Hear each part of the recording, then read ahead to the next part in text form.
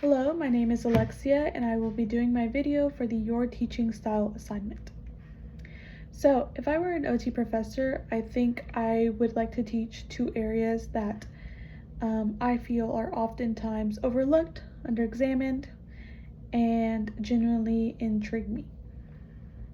So I would probably teach pediatrics and mental health.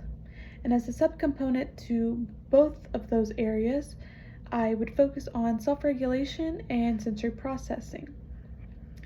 I think sensory processing and self-regulation fit in really well into those two areas.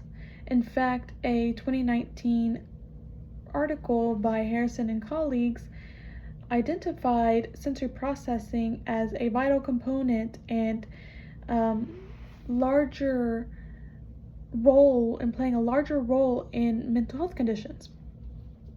And so, yes, like I mentioned earlier, pediatrics and mental health have so much more to give in terms of us going out there, conducting the research, obtaining data, furthering our knowledge in those, but more specifically also sensory processing and self-regulation, because we barely scratched the surface on those topics. So we do need to emphasize how those correlate, how sensory processing correlates into both of those areas, and how much of a role it plays. With that being said, I would probably use a more of a direct instruction style. I think it's direct enough to where, as a teacher, I am putting my knowledge out there. I'm giving the students the resources, but I'm also allowing the students to practice. I think practice makes perfect, even though perfection is not obtainable. But I've been a student long enough to know that I like practice, and I think I learn most when I practice. So allowing the students to obtain like instructions and guidelines, having them do it, and then getting feedback from me. I think that's more of like a teacher-centered, direct instruction style approach that I would use. In terms of creating a syllabus, I would probably, where are my notes?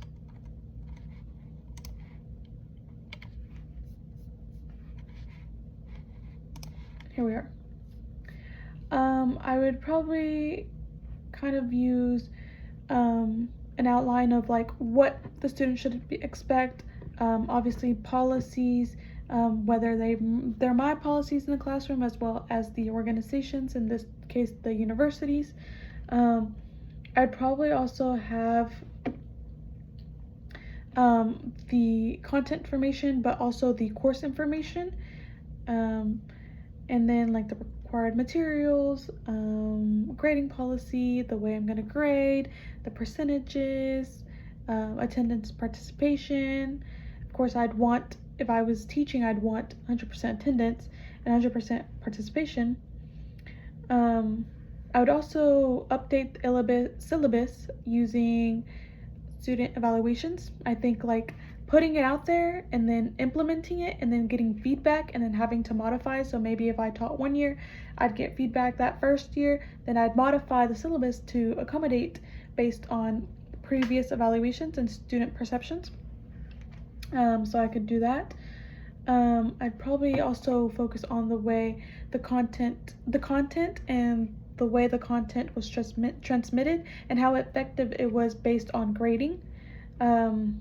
Also, obviously, I have to accommodate to emerging practices, emerging data in the occupational therapy field.